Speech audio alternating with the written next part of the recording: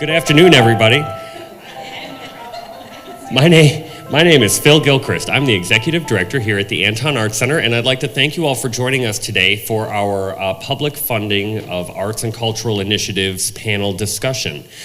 Before we get started in introducing panelists, I'd like to introduce Diane Banks from Leadership Macomb, who's a partner on this event. And actually, Leadership Macomb originated this particular panel discussion. So, Diane, would you like to say a couple of words? I can stand straight up. Thank you, everyone, for joining us this afternoon. This was originally supposed to be a panel discussion for one of our program days for Leadership Macomb. For those of you who don't know, Leadership Macomb is a 501c3 nonprofit organization, and our mission is to create a network of informed community leaders about the assets and issues of the county. One of our program days topics is arts and cultures. This year we had a very bad weather day, and we ended up having to cancel this panel discussion, but with the committee that designs the curriculum for this day, we came up with a great idea to have it anyway and actually reach out to a broader audience. So thank you for joining us today. Thank you, Phil, for hosting us and also moderating the panel, and thank you all for being here. Thank you, Diane. Panelists, starting with Kevin, would you like to introduce yourself, please? Yeah, hi, I'm Kevin Hritt. I'm Regional Director for U.S. Senator Gary Peters. I'm Lellian Demas. I'm a retired high school principal. I serve on the DIA Board of Directors and chair their Education Committee, and I'm on the Michigan Council for Arts and Cultural Affairs Council. I'm Stan Simek. I'm chairman of the Macomb County Art Institute Authority. Good afternoon, I'm Dave Flynn, and I am the Executive Director for Public Affairs at the museum, which advises the Director on marketing, on programs, and maintains our relationships with the 3 counties. Great.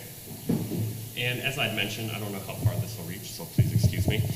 As I'd mentioned, I'm Phil Gilchrist, Executive Director here at the Anton Arts Center. I guess we'll jump right in with some questions. Lillian, our first question today is for you. Okay.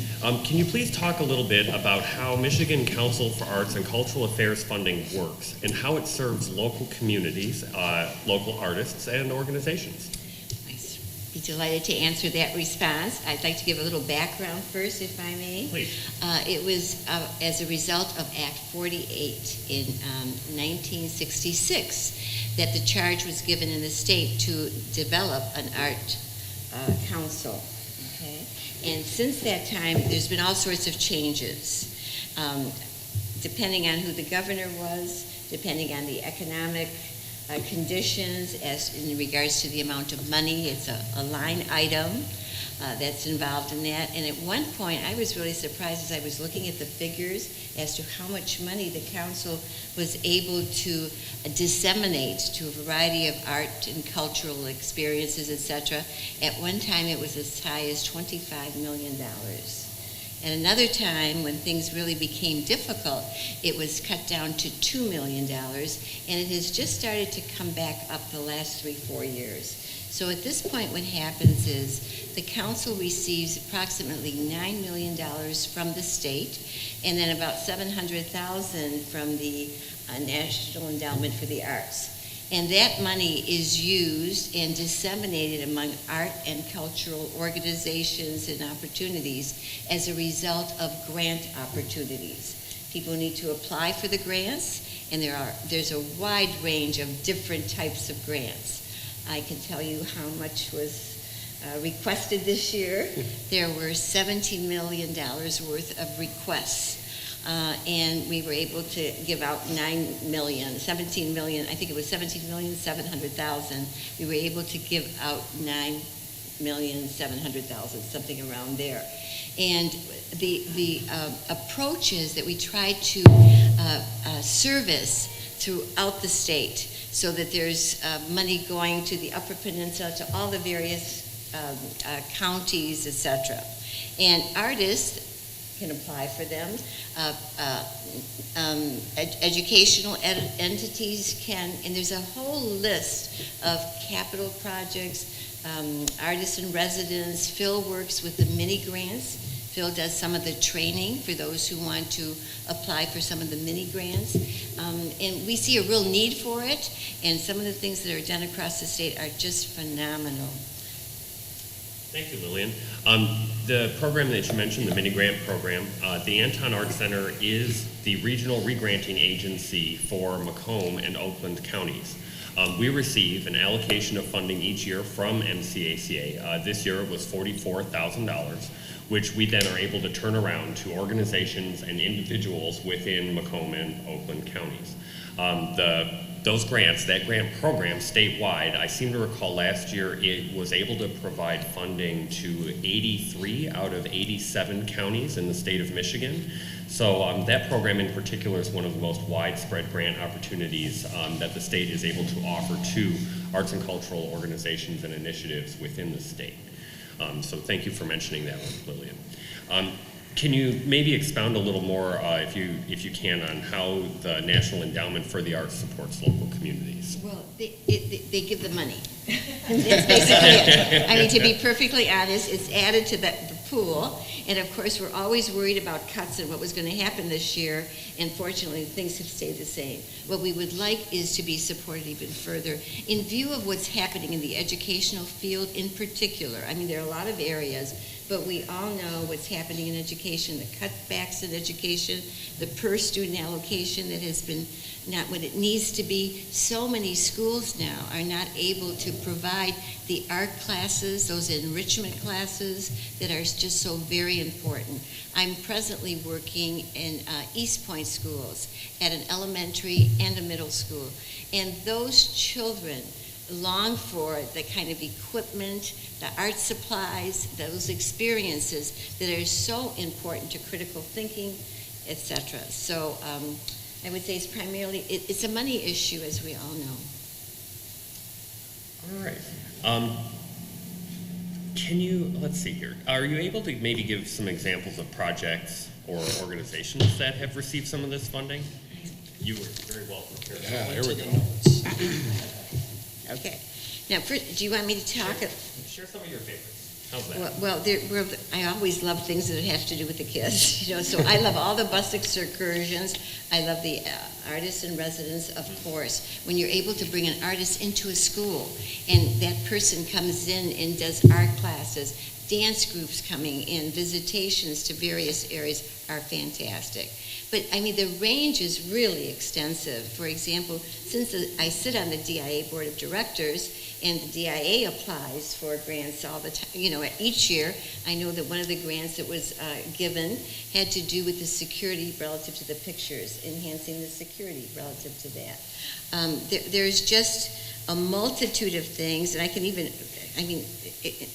we don't think in terms of the Village Playhouse, upgrade our aging, inadequate electrical and theatrical lighting.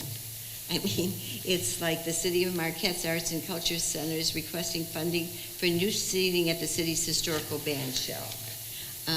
It is Bloomfield Hills. Students with disabilities in the Bloomfield Hills schools will benefit from working with artists in the areas of dance, music, and movement. The students will enhance their level of independence, self-worth, and ability to work as productive citizens in the open marketplace. Copper County ISD will provide 45 hours of music, storytelling, and visual arts to 12 students at the Learning Center and 20 hours of learning in the arts to 96 students in 9 classrooms throughout the Tri-County ISD. Artists will connect their art with academic curriculum and the IEP goals of the students. Just some few ideas. So there is really a very broad types of programs that are funded with public dollars. Correct. So, all right, thank you for sharing that. Dave, you were deeply involved in the DIA's millage and negotiations that set up the service agreements with each of the counties who were involved. Can you talk a little bit about your role then and what your role is now? Absolutely. Thanks, Phil. And for those of you that don't know, what I used to do in my former life was I was a county commissioner for Sterling Heights for 10 years, and I was also chair of the commission for 4 years when we were going through the process of establishing the Articles of Incorporation that allowed the ballot initiative for the DIA to go to the voters, as well as to create the structure for the Art Authority. So I'm kind of on both sides of that fence. And obviously the first millage, which we pretty much replicate under state legislation that we're under, is the zoo. In 2008, the zoo went before the voters for 0.1 mil. And so in 2012, the DIA did a similar proposal, and they went before the counties for 0.2 mils. And I think that we learned a little bit from that first millage, and we wanted to make sure that the county residents who were putting in their tax dollars got a return on that. So we wanted to talk about education programming. We wanted to talk about senior programming. We wanted to make sure there was accessibility for people, that we were able to use this millage to make sure that organizations like the Anton Art Center and smaller art organizations benefited from this larger millage. And so we put all that into the articles, which the Art Authority negotiated once the millage was passed. But this was a lot more difficult in Macomb than it was for the zoo. I remember when we went through the zoo, the biggest issue was that the tower had the mayor of the city of Detroit's name on it at the time.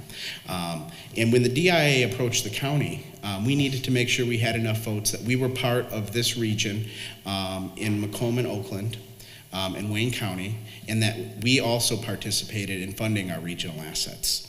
And so when this went on the ballot, it was passed by a slim margin in Macomb. But I think what was important in that is we realized that there was a lot of work to do. And so when the art authorities negotiated the contracts, they made sure that we had to have free admission for county residents. They made sure that we have to have so many school children and investment dollars for K through 12 education. We have to meet so much senior spending in the community, so many trips to provide access for seniors, and community partnerships. One of the ones that we're doing this year, which I think is really important to highlight, is a community partnership, but it deals with seniors, is where we contract with the Anton Art Center, and they go out to senior centers. Obviously, not every senior can come down to the museum because of mobility or health issues, but we want to make sure that we bring the museum outward. And I think it's really reflected in the attitude of the museum, where people aren't just looking at what we can offer here and we're an isolated art program. We're out in the community. We have a mobile bus unit that goes out to festivals and fairs and schools where people can learn what it is to be an artist. We have pop-up art for all ages, where we are at different community events where people can go in and make something that they can take home with them. We really understand that our success and our survival is to make sure that people feel that they have a return on this investment. It's not a huge millage relative to a lot of other things, but we do fill in the gap. As Lellian said, a lot of K through 12 school districts cut their funding for arts and culture, and we fill that gap by providing free trips, especially for the school districts who are most financially pressed, for underserved, underutilized areas in the 3 counties. And we're really proud to have this relationship with the art authorities, with the county commission, the executive offices, and we want to do the best we can. And I think that what really shows, what reflects the change in the museum from the time that the millage passed, is what we concentrate on is the needs of the community. The next exhibitions that we're having at the DIA are baseball cards, the 2nd or 3rd best baseball card collection in the United States. We heard from people in the community. We're doing Star Wars, the power of costume. We're doing auto design. So we're trying to bring in a bigger element of people to come to the art museum than previously existed. All right. Would have been a lot easier if I didn't push for those things in my former life. Be careful what you wish for. Thanks, Dave. So you've addressed a lot now about how the millage has supported community involvement in the arts through the DIA. Can you talk a little bit about what the impact has been on the DIA for this millage? I think it's changed the attitude, the perspective, who we report to. Previously, it was a lot of private donations, big donors, and now it's the community. I mean, what I just talked about in terms of what exhibitions are coming, this wouldn't have happened 6 or 7 years ago. And I'm relatively new to the museum, but I see how people care and understand the need to report back to the counties, to make sure that people really feel that this is an investment that they're willing to make, and that we continue to serve county residents in a multitude of ways. The millage brings in about 2/3 of our operating budget each year, which is about $25 million between Macomb, Oakland, and Wayne. And specifically for Macomb, it's $5.5 million. And there's a lot of competing interests out there for public funding. And so we have to make sure that people really feel that this is their museum, that we're out in the community, but we also offer free admission. And we have to tell our story a little bit better than we previously did. And we have to enhance some of our programming that we're doing. But the museum's really changed, and for the better. And it's not just because of the money. It's because of the connections, the people, being out in the community. And hopefully what we're doing is relevant, and it's impactful, and it changes the lives of people and enriches the culture throughout Metro Detroit. And I would agree with Dave. I would say prior to the millage agreement and the actual creation of the arts authorities and the service contract that was in place, the museum was in, and I'm speaking from someone who worked there at one time, a bunker mentality. What the service contract did is it contractually brought the museum out into the community and touching people and engaging residents with the help of our volunteer committee to create an entirely different perception of the DIA and engaging people that maybe never thought of coming down to the museum, providing free admission. How many people knew that they had free admission since they were a county resident? Okay, all right, so you've got some facts and figures to tell people back when you get back there. A lot of people still aren't aware of that fact. Just to give you one quick fact, in 2016, our benchmark was 8,000 students to visit the museum from Macomb County. The number was almost 13,000 that year. This is an agreement that has grown. It's done well, and I think it's really demonstrated the value of the partnership between the counties and the museum. It's a very successful outreach program. It was bumpy. We had a lot of bumps. We had a lot of difficult times. But our committee, our group of volunteers, stayed focused on the task that was building the relationship between the DIA and the county residents. And I really think it is now a model for success for museums and other cultural institutions, how they should reach out into the community. And I'll tell you something, there's some other cultural institutions that are copying this particular model, not only here, but across the nation. They know it's working. And may I also add, I think what we really need to do is get the word out even more than it is already out there. For example, every single school in the county really needs to develop a partnership with the DIA that is systemic so that an entire grade goes every year. All the senior citizens in our community have to know that they can have free busing on Thursdays, and you can gather your group of friends, and you can take one trip the first Thursday of the month to have go down there. The docents take you around for the tour. There's coffee and there's cookies. They pick you up, they bring you back. You only need 25 people to do that. The second Thursday of the month, it's another event. The third is something different. One might be a lecture, one might be an art project.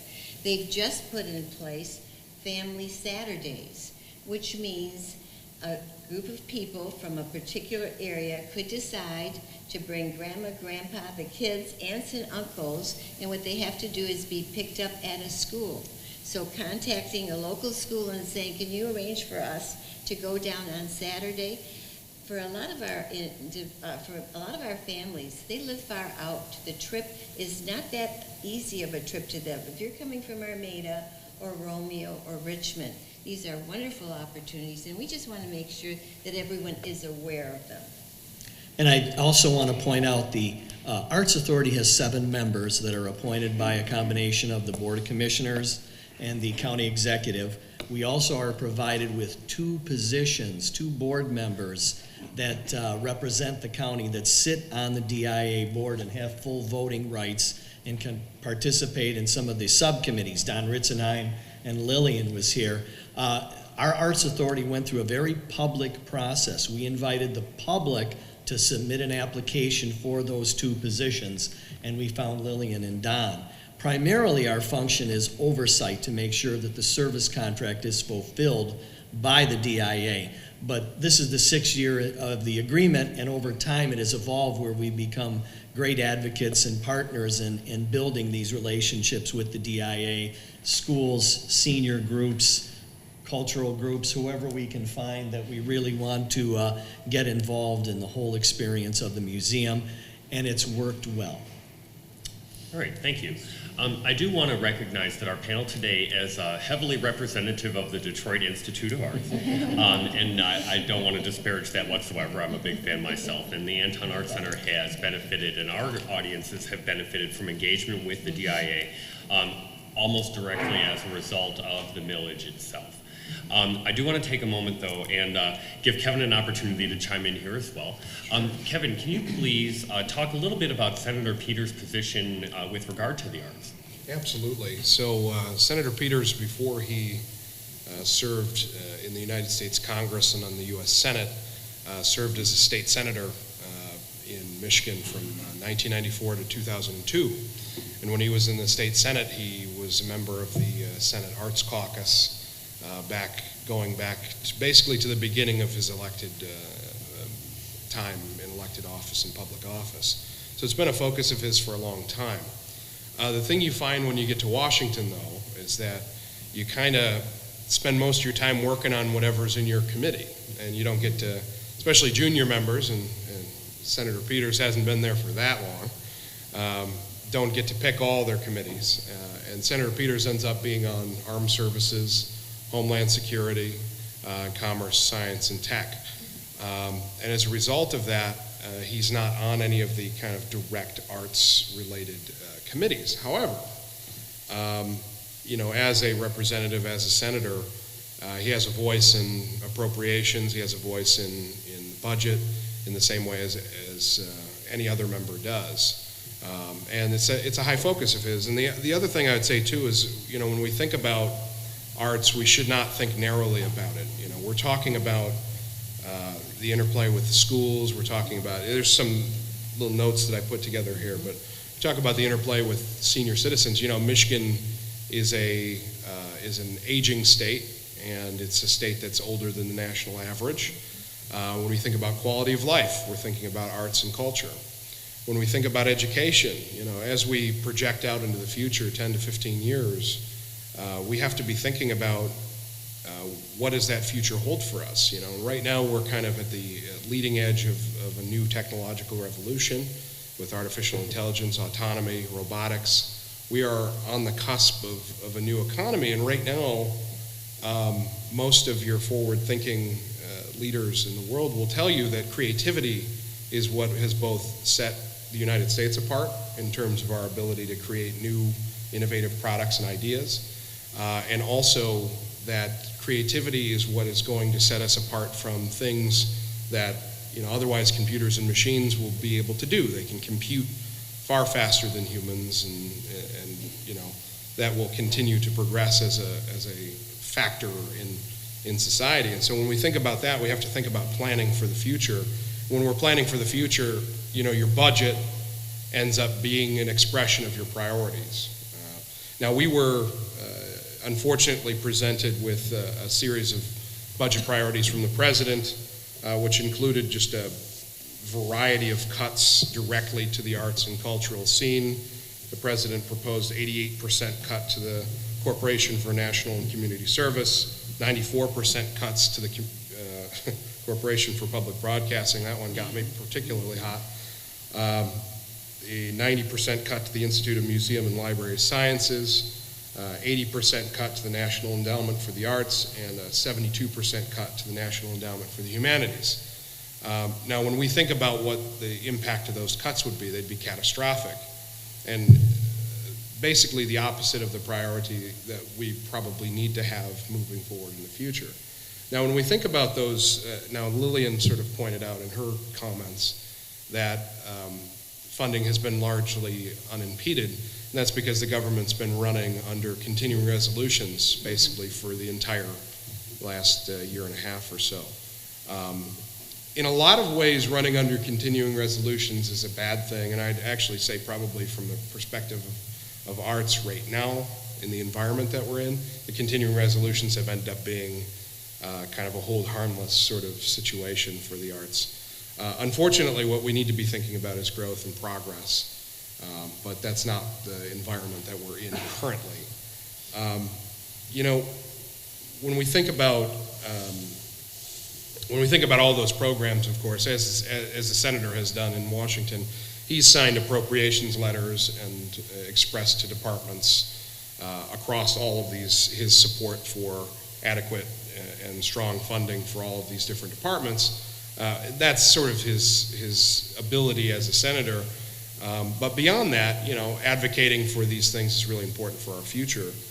And so one of the things you think about, right, as we're thinking about kind of this Amazon, the recent Amazon announcement, Detroit not being in the running for HQ2. We had all of our leaders in the region were leaning in heavily on that, and we've discovered a lot of things about ourselves, transportation being one, workforce development being another one. But when we think about kind of the same concept of what defines greatness as a region, basically has always been there, and it's been there, back in the 1920s it was this way, and back in the, as long as you can remember. The DIA, so heavily represented here, it's important to heavily represent the DIA because DIA is a world-class gem that we have in our community. And so when we think about what are we as a region, we're a region that has a world-class symphony orchestra. We're a region that has a world-class arts museum and a world-class arts infrastructure, right?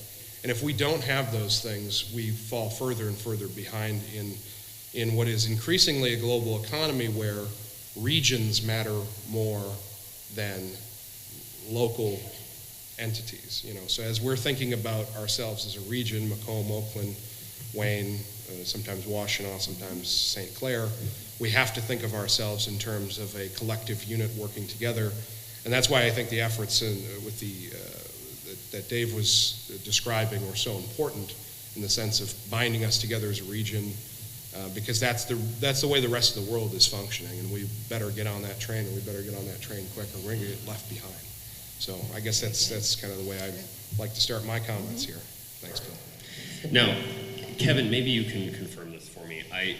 Do you know off the top of your head what the National Endowment for the Arts budget is on an annual basis, correct? No, not off the top of my head. Okay. I see. Now, I seem to recall reading that it was about $25 million a year. Does that sound like it might be close? Yeah, somewhere in that neighborhood. I guess my point is that when I remember reading, whatever the number was, it was surprisingly low. By share of the federal budget, those are very small numbers on the federal level. Million with an M, not billion or trillion. Surprisingly, I was able to compare it in my own mind to approximately the same size as the DIA's operating budget on an annual basis, which is, I thought, a significant comparison. Just to share some information in full disclosure, the Anton Arts Center as a nonprofit organization receives public support both at the local municipal level through in-kind use of this facility that we're sitting in. The city of Mount Clemens actually owns this building and practically donates its use to us, and has for nearly 50 years. That is the type of support from a municipality that is rare in this day and age for an arts organization. We also have received money from the state level arts agency, the Michigan Council for Arts and Cultural Affairs, not just to support the regional regranting program, which Lellian had discussed a little bit, but also for our general operating support. And finally, we have on occasion received funding from the National Endowment for the Arts to support some of our programs and activities as well. Notably, that money is much more difficult to come by, but I imagine the competition is much more steep. Most of that money comes to us through grants and the grant funding mechanisms which many nonprofits rely on to fund their initiatives. I wanted to talk a little bit. Have any of you heard about the recent change in Sterling Heights and their initiative to support public artwork? I have. You have? Have you, Kevin, as well? Yeah, a little bit, yeah. Do either of you have enough information that you'd feel comfortable speaking on that for just a moment? I probably don't have enough information to speak on that, but I know that they, as a community, find that to be one of the goals they have, is to make sure that there's just not art, but there's culture.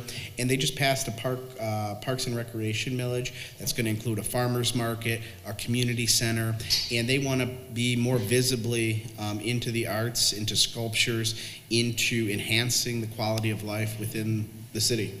Great. Yeah, we've noticed that they have already begun installing new public art features throughout the city. I know I saw something just 2-3 weeks ago about that. The sculpture called Seed, I believe, is outside of their city campus.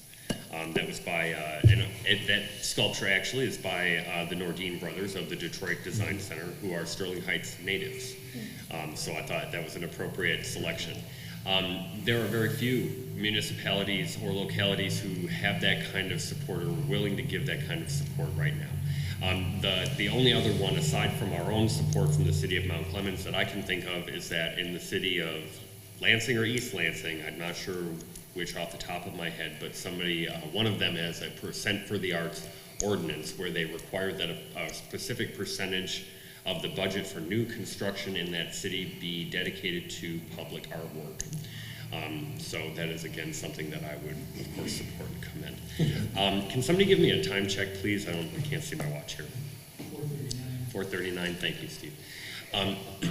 So I guess I want to make sure that we're going to leave plenty of time for some questions from the audience as well. But are there any other items or topics that each of you would like to touch on before we turn it over to our audience? Well, I can mention in regards to the council, there's an executive director. It's an office that consists of 6 employees totally, and there are 15 members on that council. And they are selected from across the state because they certainly want representations. The meetings take place 4 times a year, and the appointment is made actually by the governor.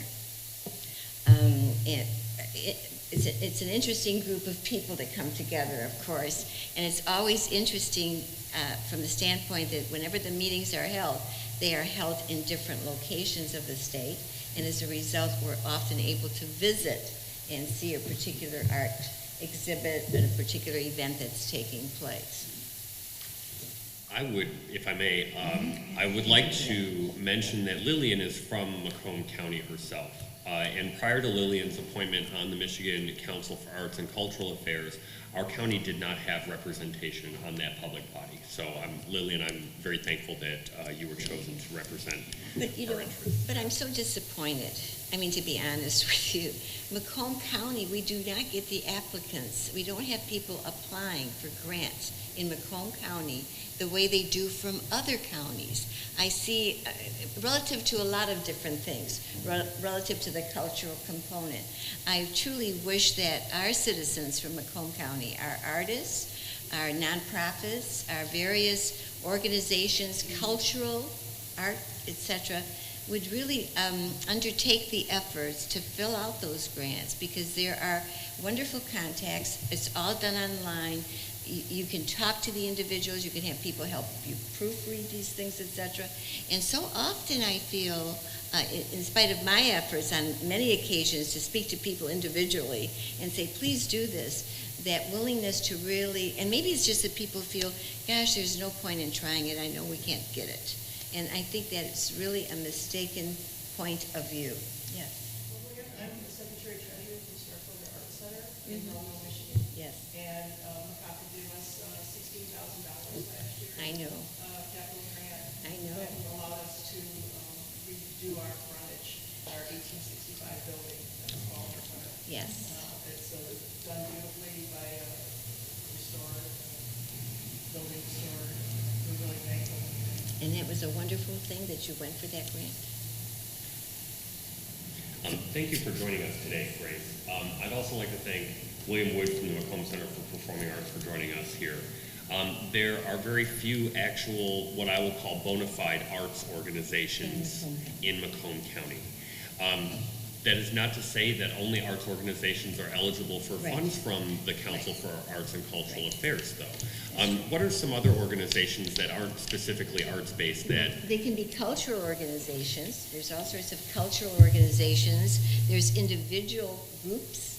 We have things for leadership, what we do with the young people in events that a group of young people may come together to create some artwork or to engage in some art activity, and they can be funded. There are all sorts of possibilities. And when you really think about it, I mean, if I went through the list of the various things, an overview of the various grants are operational support, capital improvement, arts and education residencies, and those that don't just have to be educational, they don't, no, just for schools. they Those need are- to be applied for by us, They right? do need, Yes. those do need to be applied. There's project support, so all sorts of different organizations might do a particular project that somehow enhances the culture in some fashion. Whether it's bringing a group over from another country, I'm not saying they're going to pay for transportation, but if you're doing something unique and different, that's a possibility. And then there's, of course, the mini grant breakdown, and that's the ones that go into the art projects and development, and also for in-services and things of that nature. Yeah. And Lillian, you might actually be happy to know that in terms of distribution of funds for the mini grant, the regional re-granting program, our region receives the same amount as Wayne County. And combined, the 3 counties in the Tri-County area receive a larger portion of the funds than any other single region in the state On the mini grants. on the mini grants. Mhm. That's a good thing. It is a good thing. And please pass our regards to the council, and if they ever need somewhere to send more money, we're right Yes, over here. absolutely. But Phil, I think it's important, and I think the underlying theme is that Kevin kind of hit it on the head, is that don't talk about what your values are. Show me your budget, and I'll be able to tell you what your values are. And I think Senator Peters and Kevin's efforts locally have always championed education, arts, and culture. But as a region, what do we want to be? What do we want to be defined as? Do we want to have a world-class zoo? Absolutely. A convention center, a fine arts museum. We want to have smaller cultural organizations within our community that are supported.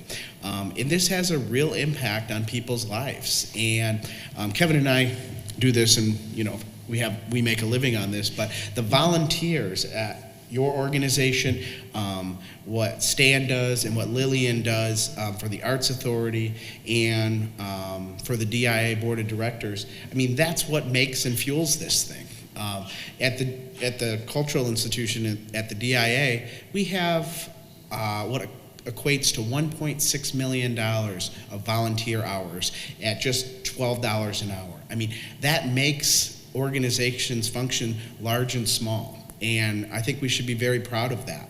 And we should make sure that we continue that rich heritage of funding these organizations and not be in a holding pattern, but invest in these things that have an economic impact throughout the area. To talk briefly about an economic impact, and I want to come back to some research as well. Our own economic impact here at the Anton Arts Center, interestingly, is we just wrapped up our holiday market not that long ago. And this year we were able to, our holiday market, for those of you who may not be familiar with it, is a consignment shop that we'll put up from mid-November through the end of December. In 2017, we ended up having gross sales of more than $60,000. I was able to sign checks to individual artists totaling more than $40,000 after all of that was said and done. Additionally, volunteer hours that it took to pull that effort off were somewhere above 2,000 from start to finish. So that is a really significant way that we as an organization are able to engage our community and help those artists working and living here to earn a living as well. And again, all supported somewhere along the line by public funding. I'd like to mention briefly that research has been done and has shown very clearly that there are physical and mental health benefits to participation in the arts. that there are educational benefits to participation in the arts, including higher scores on standardized testing. It has been shown to improve quality of life measures, generally speaking. So how do Healing. Healing, yes, absolutely. Absolutely, yeah. So how, keeping all of this in mind, how do you suppose we can start to build a case for more public funding? One of the things I was thinking about when I was brainstorming before this event was, again, thinking about regions around the world and what other people are doing and how you can apply it to what we're trying to do, right? And I went back to this idea of kind of future industries, startups, science, technology, and there's an interesting story out of Sweden in Stockholm. And the Stockholm concept, so there is a concept called unicorn companies, where they're companies that are valued at over $1 billion, right? Stockholm has 800,000 people in it, and they have more unicorn companies per capita than any other place in the world. And so when you think about, people started digging into, well, what is it about Stockholm that is creating that kind of enormous economic benefit? And a lot of people who look at that, they say, well, they've got a good educational system, absolutely. They've got good support for public art and good support for technology. And they said, but at the end of the day, it's a focus on not just technology, but design. And one of the things we've been talking about so much, and that bears repeating, and the senator says this all the time, it's not STEM, it's STEAM. And STEAM. We always talk about science, technology, engineering, art,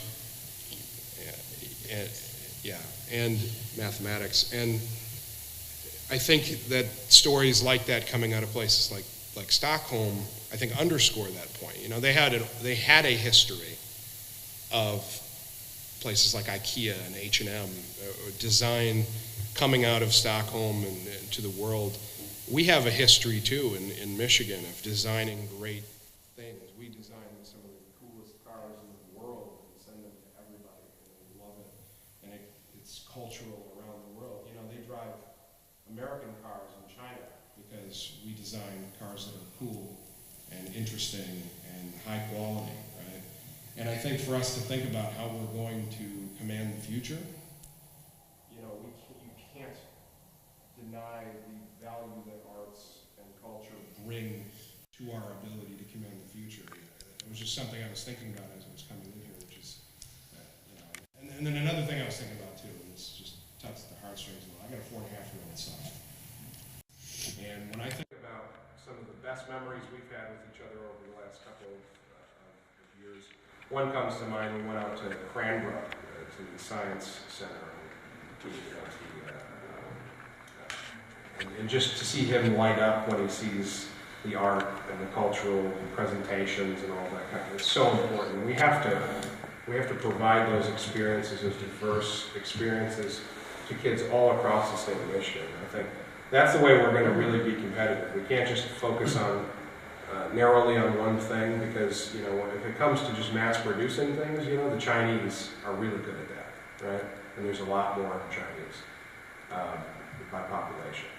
When we think about how are we going to succeed in the future, it's by being more creative, it's by being more inspired, and that starts with arts and culture and education on a local level. I think that's exactly where we find ourselves at the crossroads of those pressures. If you attended the Detroit Auto Show, you saw in the lobby that large display, the College for Creative Study with all the modern design and the look of automobiles, and that is a great resource for the automotive industry. A lot of designers come out of that college, so it's important, and that's an art school. And the other component, you mentioned, Kevin, about the aging population. We need to make our areas attractive to the younger people so that people are moving into Michigan, and our municipalities and our various little cities here have something wonderful to offer them. We're in competition with the rest of the U.S., and a lot of areas are moving very much into the art and creativity component. We need to do the same, but we do need to fund it appropriately. I think to answer your question of how do you get more money for culture, for arts, for things of education. You have to support people who make those decisions and ask the tough questions in terms of what your priorities are as a community.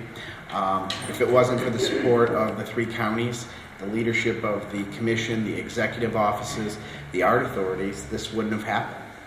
Those are the people in the position to make those decisions, just like Senator Peters is in the United States Congress. Those leadership matters on this issue. And I think you had a few people in Sterling Heights from the city manager and the mayor and the council, and they wanted to move in that direction, and that's why it happened. Great. So the takeaway from that is please make sure that you let your legislators know how much you support the arts. Or run for office. Or run for office. That's right. That's good. Why don't we go ahead and open it up to the floor for some additional questions? Anybody? Questions from the audience? I was going to say I can ask another one. Well, originally when we put this panel together, it was for our group of 50 leaders who are going through our leadership program right now. And they're representing a lot of different industry sectors, banks, hospitals. I guess what would be your kind of takeaway message to them of what they can be doing in their positions or their roles as leaders in their organizations to be helping with this initiative? I would say my first thought would be is that we can't think about arts as arts and the economy as economy. The way that we invest more in these things is for everyone to understand how interconnected they all are. So that's the centerpiece of, I'd say, the point I'm trying to make today, is that if you are a small business owner in downtown, you should be interested in art because, as we know, the research shows more public art draws foot traffic draws customers turn profits. This is basic economics for a business owner. If you're thinking about attracting talent, young talent is more interested in being in vibrant environments. Again, pretty simple sort of way to make connections, but if we're thinking about making all of those connections so that it's not us just talking about, well, we need to fund some art program or we don't need to fund some art program. This is not really what the point is of this at all. The point is it's all interconnected. We have to be more creative to succeed and compete. And if we're not, then we're not competing and we're not going to succeed. And so everything's connected. So any of those leaders, and I know they're across all sectors and a great diverse group in leadership at home, they can all share that same message that there's not one thing that anyone's doing from defense to Main Street shops where some component of what we need in art is going to have a direct impact in how they're going to succeed and how we're going to succeed. And just to add to Kevin, I think one of the things that I would want all leaders, all individuals in positions of authority and power to really understand what is really the essence of the future in all these areas, and that is education. And if there's an area that really needs support, it is the education of our young people so that they appreciate the arts. They understand the complexities, they're critical thinkers, and they can do the kinds of things that are so necessary for us to thrive as a local state, but certainly as a nation. So being aware of what's really transpiring, engaging in these discussions, volunteerism, I think is very important. And I think, and I really believe also that it's like a two-ended part for me. I think our young children have to have the best possible education in the world. I think we need to be very competitive in that area. And I think our senior citizens, our baby boomers, etc., have an awful lot to offer. And in this day and age, I think they need to become not only individuals that enjoy the arts, but that also offer their knowledge in a variety of ways, whether it's local or it's however. I think both ends of the spectrum really need a lot of attention. The relationship, the partnership that the DIA has with the counties is a success. It's an enormous success. Regional partnerships work. And we as a region have to realize the counties aren't competing against each other. Our region is competing against the San Antons, the Nashvilles, the San Jose's. And we have to have successful regional partnerships for this region to flourish. Deborah, did you still have a question? Before I jump into ahead of you to someone else. Yes, I do. I'm very interested in the arts. I'm a retired teacher. I used to bring my students to the Anton Art Center and to the DIA Historical Museum, you name it, we went there. These are still the memories that my former students, who now have grandchildren of their own, so that shows you how long ago that was. They're telling me now they're bringing their grandchildren to pose in front of the figure, in front of the DIA, and get that photograph. I just wanted to thank all of you so much for all that you do, and how children of all ages enjoy arts. But my question right now is, I had wonderful teachers at Wayne State University who told me about grants from the dance department, and I was able to implement that within our school system. I'm retired now, and I don't see it happening anymore. What I'm wondering is, how can we, and I'll be glad to talk with someone later, how can we let ISDs know, administrators know, if a small presentation is done, I think, it's not like every teacher's going to get excited about it. All we need is one. I was that one who helped bring it on. So that's just what I wanted to say, is that I think we need to have more than things just online, more than things just in written form. I think it needs to have a person-to-person kind of contact in order to excite that one or more person to take advantage of the opportunity. If I may, as an agency who is actively working in the granting world, we find that sometimes it can be difficult to get the word out far and wide about the grant programs that are available through our organization. And we're only working in Macomb and Oakland counties for re-granting. We do offer a series of application workshops leading up to each of the deadlines for those grant funds. But we publicize those online using social media, using our website, using our email newsletters. We put out press releases. Getting news outlets to pick some of this information up is very difficult sometimes because it's not always viewed as big news or really heavy hitting, and so it can be difficult for us to rely on both traditional means of communicating about these opportunities as well as new ones.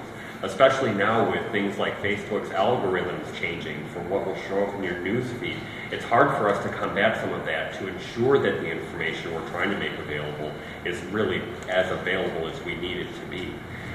We have found some success working with other organizations to help spread the word about those types of programs. Opportunities for me to speak in front of other groups about those opportunities are definitely helpful, but it can still really be a struggle. I know even with some of our exhibit programs that are for students, we work with the ISD to help disseminate information about those exhibit programs, but that doesn't always make it as far down as the teachers who really need that information.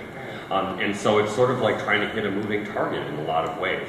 And while we certainly try, it can still be very difficult to ensure that we're reaching the audiences we need to with that information.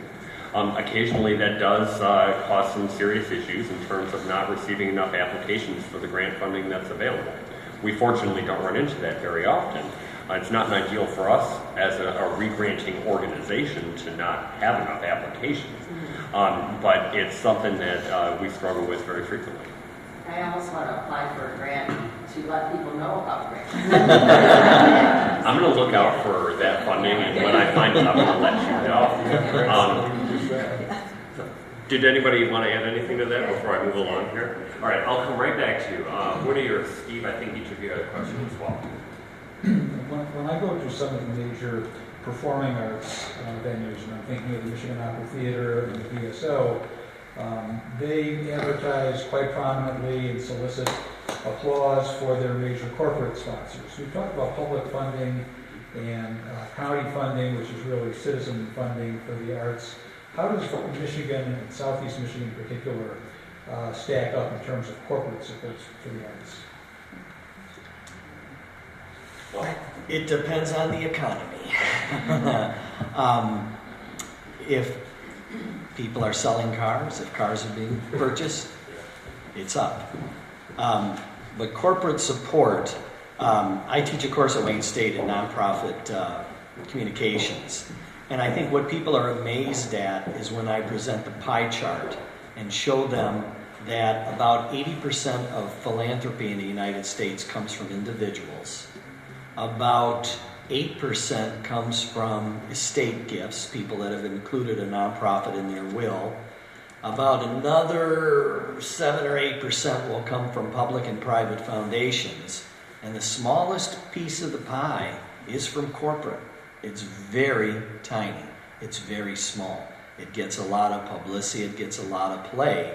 But those nonprofits that have been dependent upon corporate support, that's not where the money is at. The focus is in the individuals, and that's where the dollars are given. So it might be appropriate for those performing arts organizations to put up over the top of the stage major funding supplied by the people in this audience, rather than by the small sliver that comes from corporations. Exactly.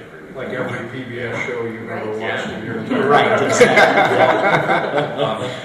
I mean, the DIA has very generous corporate donors for certain exhibits or things that we ask for, but it doesn't comprise as large of funding from the public side or from our traditional donors that have been terrific families that have historical backgrounds throughout Michigan.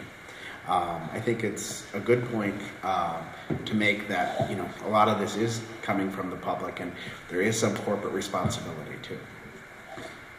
I would like to add that in many cases, corporate support is a marketing decision. Right. And some of the things that corporate donors look for are how many people are going to attend your event or your programs, what kind of exposure will this get, what kind of recognition will you give us, and that drives a lot of the decision-making process behind whether corporate donors give. There are corporate foundations which use different decision-making processes, but those are almost exclusively grant funding mechanisms, so those are often competitive dollars rather than discretionary. We find it difficult here to obtain corporate support as well. I think that often it might be a little easier for larger organizations who have larger audiences to get significant corporate support. Some days I feel like I'm barking up all the wrong trees trying to find, you know, a few dollars for some of our programs from corporations. Now, that being said, there are some events like our annual Art Party fundraising event where we do receive a rather significant proportion of the revenue from that event through sponsorships, many corporate, but those are small dollar amounts, nothing that's going to break anybody's bank in a lot of cases. The really significant corporate support, I believe, often goes to the Michigan Opera Theaters and the Detroit Symphony Orchestra. And many large corporations like General Motors are eliminating their foundations, and the decisions about support for organizations like Phil's are being made by regional marketing people that want that marketing buzz that's going to come with them spending their dollars. All right. Anything else to add to that? All right. Quick question. When is the millage renewal coming up for the BIA? The millage began, it was voted on by the citizens of Macomb, Oakland, and Wayne counties in August of 2009, and that's a 10-year millage. Okay, well, 29. 2012. 2012. Yeah. August of 2012, I'm sorry. it was approved. And it went into effect at January 1st of 2013. So that's a 10-year millage from January of 2013. You have a question as well? I did, Steve kind of hit on some of what I was going to inquire about, but also want to say I'm so glad to hear, you know, STEAM is getting a lot more steam, so to speak, especially from people like Senator Peters. My question, kind of concern, is about corporate support again. Are there ways we can start to leverage what the STEAM education is doing for people going out into the workforce to get more corporate support underneath, not the glitzy, I mean, I get sponsored for things that are glitzy and pretty, and then we also use the fund to help with our education program, but is there a way to start to leverage more corporate support for the kind of down and dirty, gritty education and opportunity things that we need for our kids and younger adults coming into the workforce. Are there ways to leverage public-private partnerships? Is there a way to encourage that corporate citizenry to get behind that? I ask that of anybody. Well, That's above my pay grade. I was going to say, Lellian, I guess you're the person who I would first turn to provide a response to this one. Do you have any thoughts? Well, I think of the educational piece. Yeah. And how do we do that in the educational piece? We don't. I mean, public education, as I know it, you know how that functions, obviously. It is totally, totally dependent on what's happening in your state and your leadership in that state. And plus, we do not have, and I'm trying to think how far back I have to go, when we can think that the leadership had a mission, I mean, that we were hearing from the higher up state and federal level how important education is, how important the quality of life is, and what we can do in this vibrant democracy to support it. I mean, we don't have a vision. I mean, it's just not there. At least I don't see it enough there, at least to my satisfaction. Go ahead. I think we hear a lot about that there's a need. We hear about there's a shortage of skilled workers. We need to retrain. There's so many businesses that need skilled labor. You know, we had the little Amazon slap that we got there. But I think everybody has to kind of wake up that we need commitment, and commitment means spending money on these programs, whether it's public or private or whatever. If you don't have a skilled workforce and you don't have an intelligent workforce, other regions are going to take that away. We're going to lose that, and we can't. We have to survive here. So there's got to be more input from public and private. You know. Any other commentary on the question? Nope. Okay. Sorry. Not as robust a response as I was. Well, I would be actually, a lot of that response was given to Steve, Yeah. and I had to kind of reframe my question. Yeah. Other questions from the audience? Done. We've talked about public and private funding of the arts, and I think the region has been very successful in for the DIA and for the zoo and types of things, which we should be applauded for. How do other regions throughout the country fund a more robust arts focus? They devote more money to it. How is that money raised? Well, probably the same way it's raised in any one of the states. It's from the taxes, it's line items, it's what the legislature decides to support. It's exactly the way as it is in education. I mean, it just depends on the people we vote into office, what they see as significant, and what they believe the money needs to go to, given a balanced budget, etc. And I would imagine in states that, how do I put this? I mean, when I look through, even in McCapa's funding, I mean, we said $9 million. There are states that have $43 million. There are states that have $25 million. So states vary. There's different cultural things happening in different states. We have a history. We have a different history in our state, automotive sort of background, etc. And that's why I think education is so important, that as we raise our young children today and we put educational pieces in place so that they really acquire an appreciation for creativity, an appreciation for really understanding civic responsibility, all those kinds of things, that as they become adults and come into office, hopefully they will support some of these things. But I also, I'm really ticked with private corporations and everyone else. I'm to the point, when I go and I purchase some things at Macy's and they tell me, would you like to round up? I'm just wondering if that money is, who's getting the credit for that money? Is it Macy's? Is it Kroger's? I mean, I'll donate on my own, thank you very much.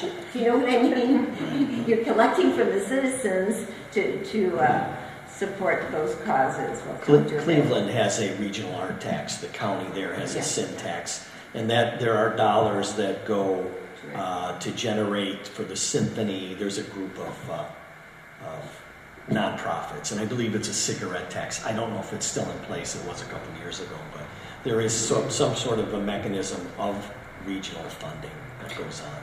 Yeah, I think. Go ahead.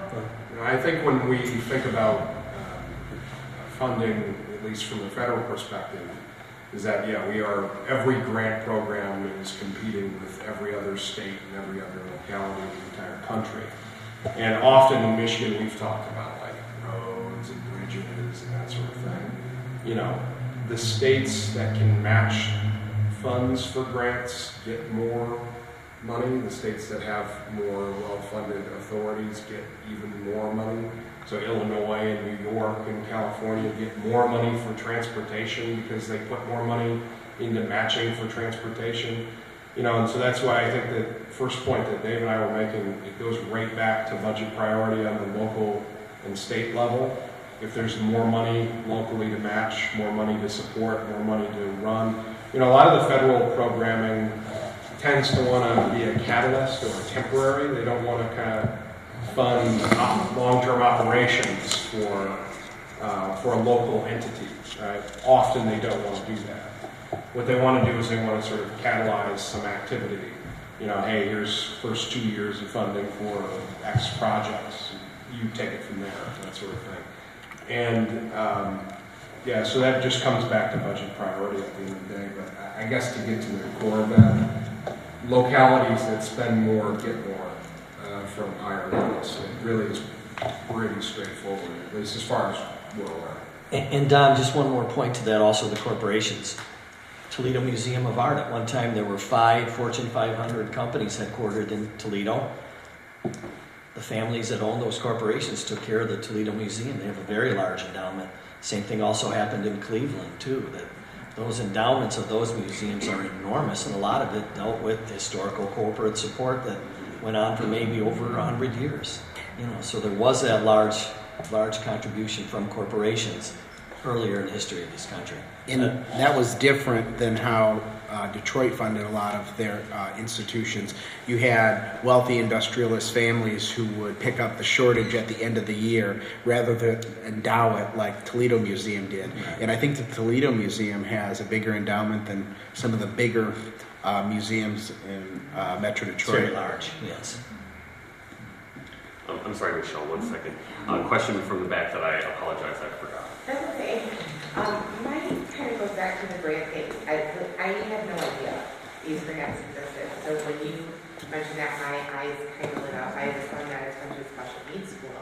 And because of the lack of funding in that particular school, the PTO has to actually raise money. And last year, we brought in a musician to be in the classrooms. But they don't particularly do a music class or an art class because of the funds available. So is that something that's available through these grants?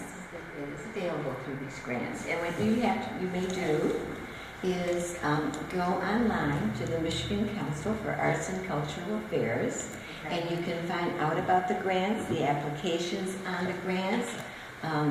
Phil's a good contact for, knowing how to work through the system, would you not say? Yes. I know it's kind of maybe a secondary thing too, is through, I work closely too with some people like through the MISD, and I think that might be something, especially for the grant writing and things like that, that would be great to get out and talk around. Like even for our special education schools, not to mention the elementary and middle schools, but particularly, we have a conference at the MISD building. That might be something to have someone there to speak to these teachers and leaders in the school to let them know that this is available to them. And we do try to work closely with the MISDs. I mean, we share with them a lot of this information. Okay. I would say someone in the organization who is interested, maybe you can give me a name, and I can make the contact with the Macomb Intermediate School District. Absolutely. And I also believe that the Michigan Nonprofit Association periodically has seminars where they will teach grant writing and have kind of like an introductory on how to write a grant for the novice. Okay. You can find them online, and their courses are spread throughout the state during the year.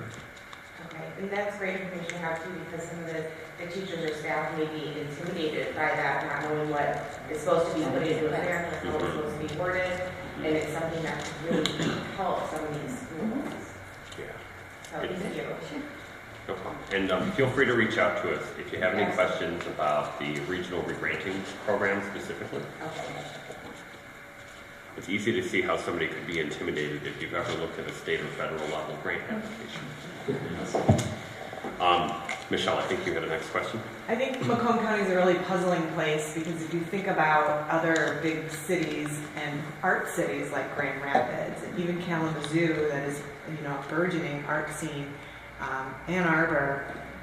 When you think of our big cities in Macomb County, you don't think of downtown Clinton Township, you don't think of downtown Warren, downtown Sterling Heights, right? And so we're so spread out from East Point to Ray Township with such a diverse population with diverse communities in there. Do you think that's a problem? I mean, do you think that that's the reason why you're so disappointed that Macomb County, that you don't get more from Macomb County?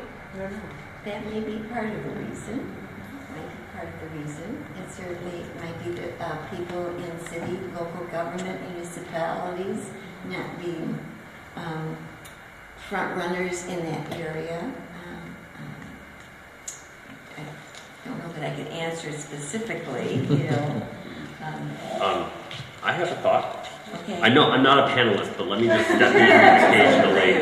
I'm sitting at the table, so that helps, right? So I think that's not necessarily a disadvantage, but I think that having such a spread out and diverse population is a challenge in helping to ensure that the information about these programs is widely available, that a multitude of groups are eligible to apply for these funds. What I've learned in my time here is that even though there are rather few arts organizations here in Macomb County, there are plenty of other organizations that are providing arts and cultural programming.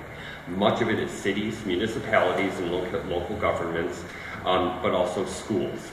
And those two entities are definitely eligible for many of the funds that we're talking about here today. But it's a matter of understanding that those funds are available to those different types of entities and then learning about how to obtain those funds.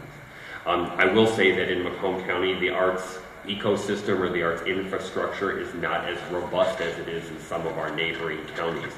And so a lot of the mechanisms that exist in other places to help get that information out don't exist here. That's not to say that it won't build up over time, but just sort of right now, that's sort of where it stands. So, Steve, another question? Looking at the Macaca funding, various programs, many grants, operational support, capital improvements, is the money allocated basically on a population basis, or are there other criteria for the availability of funds to different counties and different areas? The grants have to be filled out very, very carefully. They are, do I want to say adjudicated? Almost. It's a competitive process. It is a competitive process. At least in most of those services. So there is no allocation a priori of a certain amount of funds to a certain county? No. They're all completely competitive throughout the state? There is for the regional regranting program. They allocate that on service regions. I'm not sure what the formula is that they use to come up with their funding allocations for the regional regranting program specifically. We are an agency that we get toward the top of that amount of funding. We share average $22,000 a year for that program between Macomb County and Oakland County, and we distribute that again based on the adjudication of applications. So within that region, it's competitive for organizations in which county within that region may see more of those funds.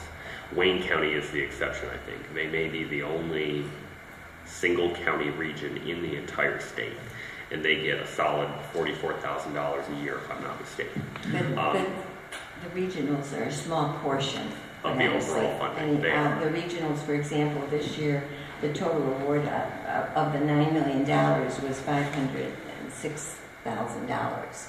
The other ones, I do think that they try to select people across the state. So I think that they will look and hopefully try to touch every single area if possible. I think the biggest thing is that there's a panel, there's a well-developed, and this is done online too, is it not? Yeah, the state level it is. Right. You can. And so there's a panel, there's a discussion, as I said, the amount of requests for grants is double the amount of money. So it is competitive. I was looking at the website and I see that they report the amount of the request and then the percentage of that request which was actually granted. And they seem to start at 90% and go down incrementally from there. So there's a tendency to want to support more organizations at smaller amounts than their full request rather than to fully fund requests, thus driving inflated requests. That may be true. I know we always ask for the absolute most that we're allowed to. So, illustrating point in fact, I think that we received $16,500 in operating support from MCACA for the current fiscal year as well, which, to give you some context, our total operating budget for this year is going to end up around $450,000. So the amount of money, I think we're even only eligible to request $30,000 through the operating support program. But even our applications aren't competitive enough to receive more than the $16,000 or so. You know, this is really an excellent discussion because I'm going to go back to the council and really discuss with them, especially those who are employed to do this, kind of a systemic manner by which we can publicize this. Right. Because obviously you're not aware of it. Yeah. Well, and Lillian, I think that part of what you were speaking to earlier about how there's less money coming to Macomb County is because there are fewer applications. That's what I meant. Yeah, and that's what I meant. There's fewer people filling out the applications. And I can tell you, you know, the MISD, I talk to, every time I deal with the school, I tell them that I'm on this committee and I encourage them. And the attitude, of course, is, you know, we've been so cut back. You know, we're just so exhausted. You have to write these grants. They're overwhelmed by what they're dealing with. And I just don't get quite the responses. But there should be a fashion whereby, just as we're doing with the DIA, we're looking to systematically put things, certain things in place so that they happen year after year. And we don't have to go out and publicize the same things over and over again. All right, we'll take one last question from the audience. It's not a question, it's just a comment. First of all, I appreciate the talent on the panel and the information. It was very informative. But when I was in school, it was in the 30s, it was in the Great Depression, but I had music, I had art, and a lot of these things, you know, the children really enjoyed these opportunities. And I hear today, you know, everywhere they say, why don't we have this in the schools? Oh, we don't have enough money, you know, to teach art and so forth. Civics, to me, was probably the most boring class. You know, probably for a lot of students. How dare you say And there were several others, you know, that would fall into that category. But the students love art, and they love music, and they love, you know, what we're trying to get them. And we had rationing. I mean, it was in the war. So there was a lot of shortages on a lot of things, but there didn't seem to be a shortage on art classes. And I just wondered, you know, I would start with the schools. I guess this is my comment. You know, the schools are in the children's business, and we want to keep them in school. And it's easy to pass an art class. I mean, even if you're not very good, you can pass an art class. Speak for yourself. But anyways, it just seems to me that, you know, maybe more of our focus should be on the people who are teaching our children and what the children really want. I'd actually like to add to that, if I may, that during that same time period, the federal government itself was commissioning works of art through the Works Progress Administration. Yep. So there were a number of different ways. Art occupied a different place in society at that point, I think, than it does now. And that's not to say that we can't rebuild our perceptions of value in the arts to that point again, but it's clearly going to take some time. We have a graduate from a school where there was all sorts of art classes. There were all these choices. We're talking about STEAM. There was auto shop. All those classes were there, and it wasn't that long ago. I mean, maybe class of 98, class of 98. Those are all gone. Those are all gone. And I think part of the problem is we as citizens, many of us, are really not aware of exactly how things are funded and really how things really work.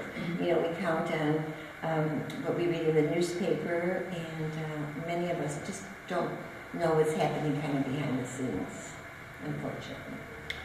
All right, I think we're coming close to time. I want to give our panelists, each of you, an opportunity for any last remarks before we close up for the evening. Kevin, would you like to begin? Sure. Well, it's been a pleasure to be here this evening and join on this panel. I think we're here at this beautiful Anton Art Center. I've had the opportunity to be here on a number of occasions. It's awesome. It's growing, and it's such an important facility in this community. So thank you, Phil, for your leadership here and your board and everybody else. Also, thanks to Leadership Macomb for kind of spearheading this thing, and Catherine, thank you for bringing us together to do this. I think this was, these are important discussions. One of the things I was thinking about here was, as we close, there's not always the imperative for art in the way that there is for more things that feel more urgent, and so you can always kind of, it's just sort of like procrastinating on our budget a little bit. You can kind of put off things that don't absolutely have to happen tomorrow. And I think the public sector broadly has been dealing with crisis after triaging the schools. Everybody kind of feels the same way about budgets, and we really, I think we need to take a strong look at what our priorities are as a society, as a community, and put those into action in order to make that happen. I'll just go back to my original comments that, to disconnect art from our economy, to disconnect art from our community is a false choice. It's all connected. Our competitiveness in the future is going to rely upon our ability to educate our children in a holistic way, and art is a critical component of that. We have to invest, and we have to support, and we have to continue programs that work. So, thank you. I want to thank everyone you thanked. I have to say I really enjoyed this opportunity because it made me realize quite a few things that I probably need to go back and report and find ways to help them look at them perhaps in a different way. I think what's really, really wonderful is that there are a lot of exciting things happening in the Detroit metropolitan area. And this whole business with the DIA, I think, has brought the counties together, the excitement that's happening in our city. We do have some very good people in some political positions, which is a good thing. And so I'm real hopeful, because just as the questions you raised, they're so appropriate. There's so many of us who feel a certain way, and I'm very hopeful that as the economy perhaps improves, things that support the things that are so very important to us and to our culture and to the future of our society and our children will be taken care of appropriately. We don't often get the opportunity to talk about how successful the partnership between Macomb County and the Detroit Institute of Arts, how well it's working. So this is really a great opportunity, thanks to Leadership Macomb and the Anton Art Center.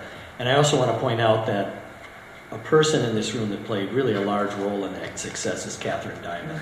She started with us back in 2012 and coming up with a lot of the programs and designed a lot of the opportunities that we have here. So part of the success goes to Catherine Diamond. She was there at the very beginning. Thank you, Leadership Macomb. I think it's important to host these different events. Thanks for including the DIA and myself. It's always dangerous to give a microphone to a recovering politician. But thank you to the county leaders. Thank you to the residents, the art authorities. None of this would be possible possible without their support. So please encourage people to utilize free admission, unlimited free admission. Please, if you have a student, a teacher that you know, make sure that they utilize this free school bus trips that we have down to the DIA. If you know a senior or a senior organization, make sure they utilize that benefit. We want to make sure that there's a return on your investment. And so please always feel free to contact us. We love community partnerships, and we are proud to be a part of this. And did Dave mention that there's free admission to the museum? All right. I would like to thank all of our panelists today. I appreciate all of you for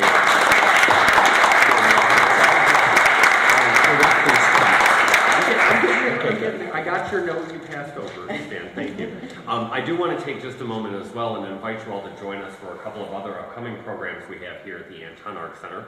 The first is next week on Thursday, I believe at 6 o'clock p.m. The director of the DIA will be joining us, Salvador Salor-Pons, for one of his director's cut talks right here in this gallery space we're sitting in right now. Also on February 17th, the Michigan Opera Theater will be joining us for a performance-based program related to the production of 27, which will be at the Macomb Center for Performing Arts in March. Both of these programs are absolutely free and open to the public, so I encourage you to come on out and have a good time with us. So that all being said, I think that my own takeaway from today's discussions is that all of these things can be changed if we put forth the effort to do so. So I hope that everybody else has had a meaningful lesson today as well. I feel like Mr. Rogers. On that note, I would like to thank all of your audience members, Leadership Macomb, staff and volunteers who helped put this all together and pull it off. Thank you for joining us on the Macomb Cable Network today as well.